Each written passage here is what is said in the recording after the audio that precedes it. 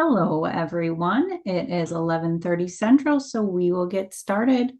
Thank you for tuning in to today's presentation, Robotics 101, Unlocking Creative Robotics for Your Classroom. My name is Kelsey, and I will be your moderator for today's presentation. Presenting today, we have Amanda Gray, a veteran educator striving to inspire all teachers and students to be curious, get excited about making mistakes, and to never stop learning. Before joining BirdBrain Technologies, her 10 years of teaching adventures included K through 8 music in Alaska, 6 through 8 band, STEM, and robotics in Tennessee, and spending 2 years as a technology integration coach. Along the way, she became enthralled with computer science education and finding meaningful ways to integrate computational thinking and physical computing into all subject areas. Before we get started, I want to cover a couple things. First, today's presentation is being recorded and all attendees will receive a link containing the recording as well as a copy of the PowerPoint slides and free resources. Keep an eye on your email. You will receive that email within a week after the presentation, and we will have time at the end for Q&A, so feel free to type your questions in the chat or Q&A feature located at the bottom of your screen. With that being said, I'm going to go ahead and pass things over to Amanda. Hello, everyone. Thank you, Kelsey. Thanks to everyone who has already started interacting on the chat. This is awesome. The question that I had posed while we got started was introduce yourself and describe your relationship with robotics in the classroom using only emojis. So we have some people from Tennessee here, which is awesome. I am also from Tennessee. I'm in Clarksville, so not too far away. That is really exciting. And we also have Gallatin. Hey, you are not far. That's awesome. I love the emojis that I'm seeing. We have a long relationship. We've got some hearts, some happy faces. So that is really awesome to hear. I'll do a very quick startup and let's go ahead and kick things off. So this is Robotics 101, Unlocking Creative Robotics for Your Classroom. And today we're going to be talking about some different strategies, different ideas, as well as what BirdBrain Technologies has to offer for your classroom. So we're going to start off with why even integrate STEM and robotics in the classroom. We know that in the classroom, we have a ton of different students with different needs, different abilities, and different interests. And as a teacher, our goal is to try and cater to all of those needs and interests. And that is something that you can do with STEM and robotics. Kelsey has put in the chat a link to the resource that comes with this. So we have a really awesome blog post about the 5 reasons why you should integrate or why schools are asking for more hands-on STEM. Comes with a free infographic and all of that. So if you're interested in checking that out while I'm talking about this, feel free to click that link. We also know that students tend to remember better or retain knowledge and those skills that they're learning if they're actually getting hands-on with all of the things that they're learning versus just kind of sitting back and listening to what might happen. With STEM and robotics, they actually get to plug things in and see if it works and what do I do if it doesn't work? Actually learning those skills by getting hands-on, and that has shown to be so powerful for different students. They're also, because of STEM and robotics being something that they're using hardware and software, they're not only developing those kind of skills, but they're also usually working in groups. When they're doing any kind of STEM or robotics project, a lot of times they'll either be working in pairs or in small groups. So naturally, they're going to start practicing those soft skills that they are going to be using in the future. Things like critical thinking, problem solving, communication, and all of those skills that we know and love that leads them to prepare for future careers. Some things that we know about careers in the future is it's always changing. We don't even know what careers are going to be here in the future, and the requirements for skills that they want people who are applying to jobs to have, it's not always going to be the hard skills. A lot of times it's the soft skills, which is something that we know. So that is why STEM and robotics is so great to start young and in the classroom and in a safe space so that they can start practicing using and interacting with those kind of soft skills all the time. Again, this is a really great blog post if you're interested in learning more about that. Check it out. The link is in the chat.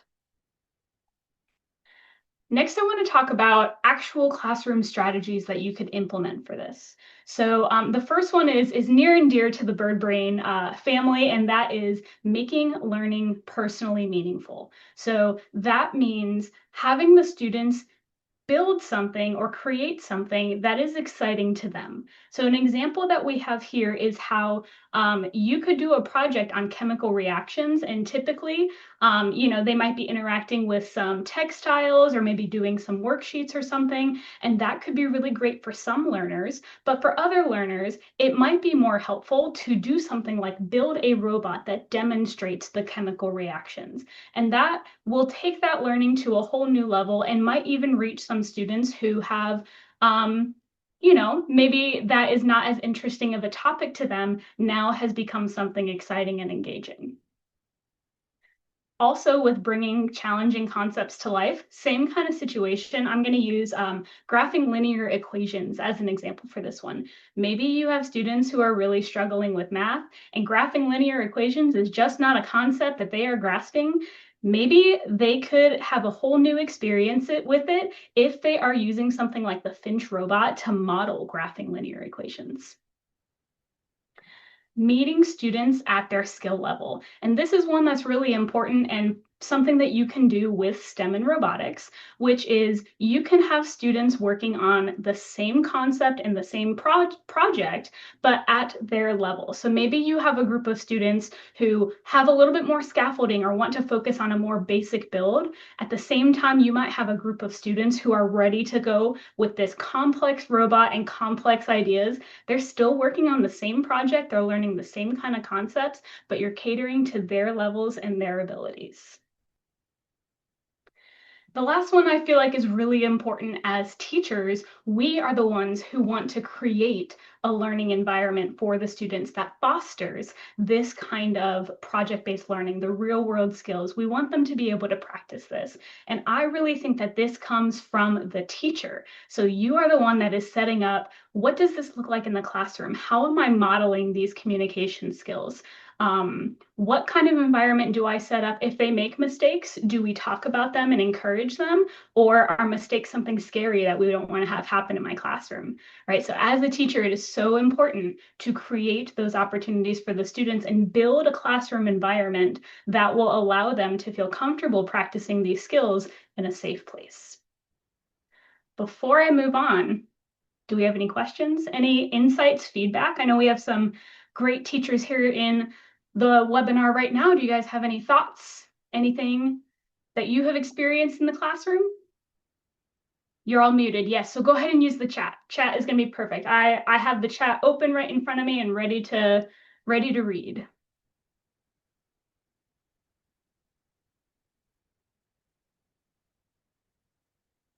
Your students are a bit noisy. Oh, hello, students. That's awesome. I'll go ahead and move on. And if anything comes in the chat, I will read it out loud.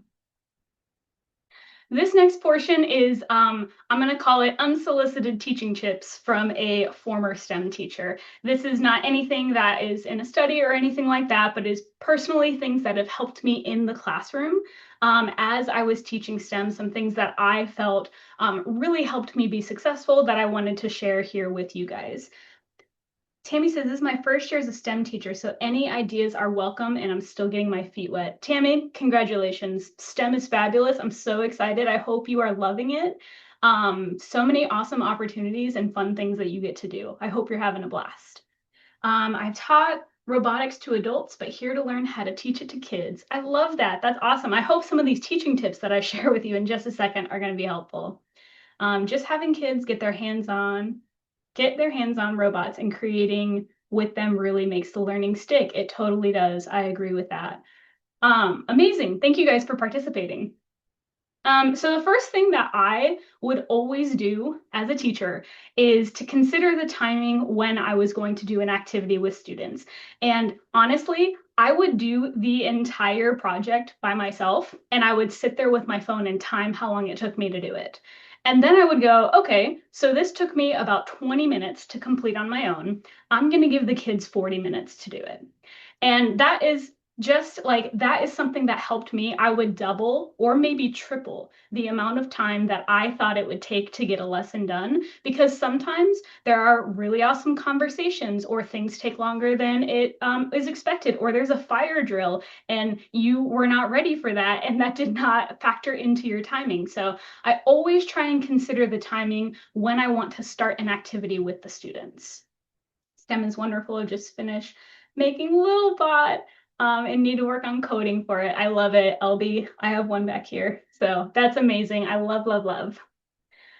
Consider grouping. This was another thing that I always found challenging was so many STEM activities and robotics activities are collaborative, but we have students who don't quite understand or have practice with working in groups. So are they going to be working individually or are they going to be working in pairs or groups? How do we set them up for success with that?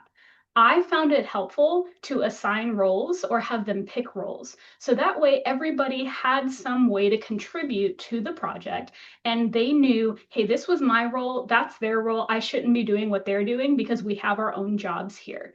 And that was a really great way to scaffold how to get them started working in a group. You may realize after a while, you don't need to assign the roles just start happening and they start doing the things that need to get done because they've had that practice. Another one that I thought was always really important is to consider the resource accessibility. Where is everything that they need in the classroom, right? Is it on their desk when they first come in? If something breaks or something stops working, do they have to go find it in a closet? Or are there extra things on their table as well? If they have questions, do they come to you and find you and possibly interrupt you talking to a group of students? Or do they have some strategies to collaborate and problem solve together? So I always found it very chaotic when I had multiple students going to different places of the room, like maybe the worksheets were over here and the extra pieces were over here, and oh, they need a hot glue gun, that's all the way in the closet over there. And then there was too much movement in the classroom. So for me, I always found it helpful to keep all of the materials as close as possible. That might be something that works well for you too. And the last one, this is also one that is very near and dear to my heart, which is that you have to teach the students how to be effective communicators. Much like with group work, they don't always come in with the skills having practiced being an effective communicator, having practiced being a great group partner or a group worker. So one of the resources that we're actually going to share with you guys at the end of the webinar is an infographic that we have, which is sentence starters for how students can effectively communicate with each other. So saying things like, I agree with what you're saying because, or I tried it and I got a different result because, or here's what I think. So having these sentence starters, I always had something like this in my classroom, and I didn't even have to have them practice with like role playing or practicing. I literally would just model it. And when I would say things to them, I would point to the poster in the wall and I'd be like, I want to expand on your point because, and I draw their attention to it. And that modeling would really help too, to get them thinking about how I'm using a communication strategy when speaking to them. Or if you have students who you know are in a conversation and kind of struggling with the communication, you as a teacher can intervene. And instead of trying to work it out for them, you could say, hey, could you pick one of these sentence starters and then continue with what your thoughts are? And what I noticed about that is the students, after some practice, would start talking like this without any prompting. I would see them look at the poster and pick one, or I would see them think about what they were going to say before they said it, which is sometimes rare because I taught middle school and that can be rare. But you see them start to pick up on these little skills, and it's not anything that I had to spend a lot of time teaching them. I would model or I would intervene and ask them to practice it. So just a really great resource. I hope you guys download this infographic, maybe print it out for your classroom or put it on the tables or something like that if you are looking for some help with your students on effective communicating. Okay. Kelsey, do we have anything in the Q&A before I move on to bird brain stuff?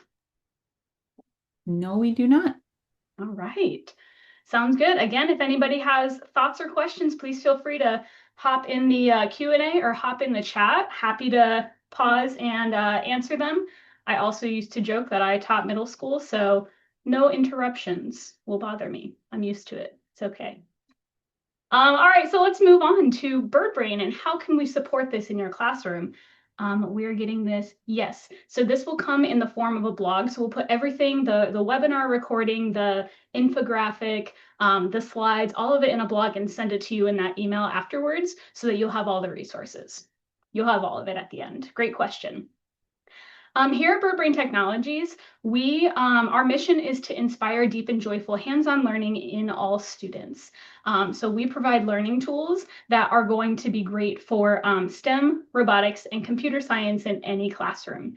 And specifically, we're going to be talking about our robotics learning tools, which is the Finch robot and the Hummingbird robotics kit. I would love a really quick, like in the chat, thumbs up, thumbs down with the emojis. Have you heard of this before? Is BirdBrain new to you? So if you've never heard of BirdBrain before, give me like a thumbs down or a sad face or something like that. And if you have heard of BirdBrain or know the tools or love the tools, give me like a thumbs up, smiley face, heart, something like that. I've got a heart already. I've got a side eye. I wonder if that is confused. Thumbs up. All right. Have both kits and the Finches. Excellent. This is great. Haven't heard of it. Oh, okay, cool. Welcome. This is BirdBrain. So again, STEM, robotics, and computer science for every classroom. And we mean every classroom. So this is an example of how the Finch and the Hummingbird could be integrated into any subject area. So yes, it's great for STEM. Yes, it's great for robotics and computer science, but it is also great for the core content areas in any classroom that is utilizing skills like creativity, problem solving, communication, collaboration, all those great skills. So this is a really great poster. I don't think it's going to be downloadable, but you'll have this on your slideshow to check out if you need some inspiration or some ideas, or maybe you have a teacher who is a friend of yours that is looking for more ideas too. Feel free to share this with them as well. The first one we're going to talk about is our Finch Robot 2.0. So this is our ready to code robot, and it is going to bring computer science to life from kindergarten through college. So this is a robot that will grow with your students. I'll talk a little bit about more about how that will work with the coding in the next slide, but it is a super durable robot. You can add to it, you can build things. That we have them in a synchronized dancing pattern right here. You can draw on them, you can draw with them, and the battery lasts all day. So it is a really exciting robot. It comes with lots of activities, beginner, intermediate, and advanced. We have PD courses for teachers to learn how do you teach the Finch in your classroom, but we also have coding tutorials for teachers or for students who want specific step-by-step instructions on how to actually code that. And I'll pop over to the website real quick to show you where that is. So on our website, if you go under the Teach tab, whoops, you have, come on, Finch Robot. So start teaching, which is the link we just shared, programming tutorials, activities, printables, and all that information. So everything, and then PD for teachers is going to be over here. So like I said, all of that for free on the website. And to talk about how it spans across the ages, this robot truly will grow with your students, and it can be based on complexity of task, but also with the kind of coding or the coding languages that you're using. So starting with our younger students for K-2, we recommend icon-based programming, which has no words on it. It's only pictures. So really, this is great for K-2, but it's also good for struggling readers, maybe students who aren't reading independently yet, or just anybody who has never coded before, and this is all brand new and exciting, and they want to start with something really simple, icon-based. Moving up, progressing to block-based coding. So that's going to be things like bird blocks, Snap. You might be familiar with Scratch. Snap is very similar to Scratch. Also MakeCode. So lots of 3rd through 8th grade students using that, and even some 8th graders being introduced to Python already. All the way up to text-based programming with Python and Java. So your AP computer science classes, your college computer classes can also use the Finch robot, which is really exciting. volunteer to be a judge at the robotics competition every year. Best Robotics Nashville. Cool. That's awesome. I love robotics competitions. They're very fun. So also, but aside from the Finch robot, which again is a ready-to-code robot, we have the Hummingbird Robotics Kit, which is basically all of the things that you have with the Finch, but with no body. So it is a kit of components, and you build the body using recycled craft materials or cardboard, anything that you can find where you are literally designing and building a personally meaningful robot with these components. So very exciting. It will bring STEAM to any subject area, and we typically recommend 4th through 12th grade for the Hummingbird Robotics Kit. Much like the Finch, it comes with classroom tested projects. It comes with PD courses for teachers, as well as programming tutorials for students, all for free. And again, under Teach and then Hummingbird. So programming, building, projects, lots of great stuff there. All of it for free on our website. The only difference with Hummingbird is that Finch Blocks is not available. So the icon-based programming, which is made for the Finch robot, you will not see that for Hummingbird. So it is going to be the block-based bird blocks, snap, make code, as well as text-based for Python and Java. So we're compatible with a variety of different programming languages, and we're also compatible with the devices that you already have in your classroom. So things like Kindles and Chromebooks and iPads and Macs and Windows, all of those kind of things we are going to work with beautifully.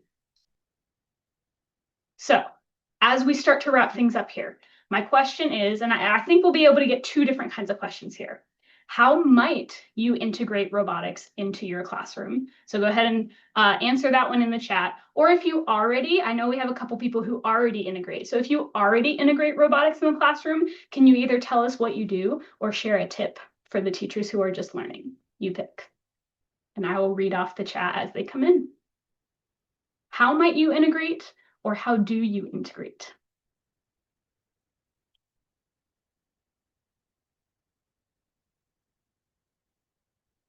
You're going to be working with AI. Ooh, that's awesome. I have a little bit to share about AI in just a second. We are updating our AI resources. I'm really excited about one of the things I'm about to share. Be working with AI. Future project would like to do is biographies. Ooh, cool. With the Hummingbird or with the Finch? Maybe the Hummingbird? Add a second unit project that is a robot project. Cool. Oh, with the Hummingbird. Awesome. May start teaching kids in the neighborhood. I love that. Yes. Robotics everywhere, guys. This is great. Cool. Thank you, guys. I don't know if we have any questions. Kelsey, do we have any questions, or anybody want to throw a question in the chat? I don't see any questions right now. All right. You took the robot mini golf course last year and finally have enough hummingbirds to do it. Yes. Kimberly, that's awesome. You'll have to send us pictures or post it on Facebook and tag us. Our handle is right here, Bird Brain Tech. We love to see it. Hummingbird mini golf is like, it's such a popular one. Everybody loves to do it. So I can't wait to see what you guys come up with. This is great. Okay, so speaking of AI, one of the last things I want to share is we do have another free PD opportunity for anybody who is interested. In the summer, we have a Pathfinder Summer Institute course. It is called Practical AI in the Classroom. It is going to be focused on block-based coding and the Finch robot. So this is open for public school and public charter school teachers. So if you know anybody who is interested in this, send this link out. Let everybody know. We are still accepting registration. We still have slots open. The class is going to be from July 21st to August 1st with live sessions on Zoom Monday through Thursday, both weeks from 8 a.m. to 11 a.m. So there's going to be some synchronous, some asynchronous, but the whole thing is virtual. So you get to hang out with me for 2 weeks in my office, and we're going to be working on the Finch. One of the activities that we have right here is actually showing controlling the Finch with a magic wand. And that is one of the activities that we have coming out soon, and one of the activities that we will be doing in this course. So no coding experience is required, and everybody who participates in this course is going to get a free Finch to keep, as well as a second microbit to do the magic wand activity. So again, if you know of anybody who would be interested in this, if you are interested in this, click the registration link either on the slides or Kelsey just shared it in the chat. We would love to have you for this course. It is going to be so much fun. I'm in the chair. Oh man. Okay. That's okay. I will say, Dawn, that all of the resources that we are going to use for the course will be available on our website afterwards. So everything is free. We're just going to be doing it in a structured way for the course. So Dawn, especially if this is something you are interested in, send me an email and I can like hop on a call and talk to you about the resources and kind of tell you what we're going to be doing. So you could still do the learning on your own, just not in a 2-week course. Everything will still be available on our website. A couple additional resources if you're interested in exploring more. You can join our mailing list using the links. We'll send you these links afterwards too, so don't feel like you need to scramble to write it down. Join the mailing list. You can buy a bird brain tool at our store.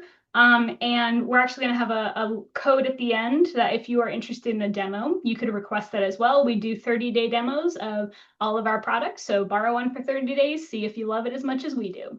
And we also have an awesome support team, support@birdbraintechnologies.com. If you are exploring and ever run into any speed bumps, let us know. We're happy to help you.